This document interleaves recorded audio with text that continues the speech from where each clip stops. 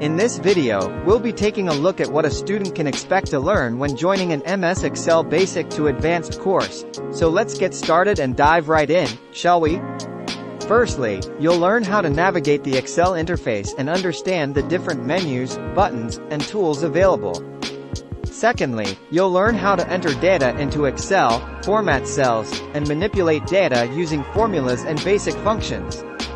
Thirdly, you'll discover advanced functions like if, VLOOKUP, and SUMIFs, which allow for more complex data analysis.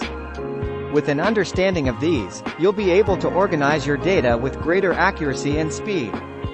Fourthly, you'll become proficient in working with tables by using filters, sorting, pivot tables, and charts to produce visual data presentations. Next, you'll learn how to use conditional formatting to highlight data trends and changes. Additionally, you'll learn how to use macros for automating tasks, creating forms, and conducting simulations.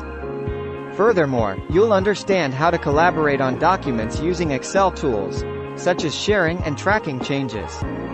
You'll also be introduced to data validation and protection techniques, which are essential for maintaining accurate and secure information.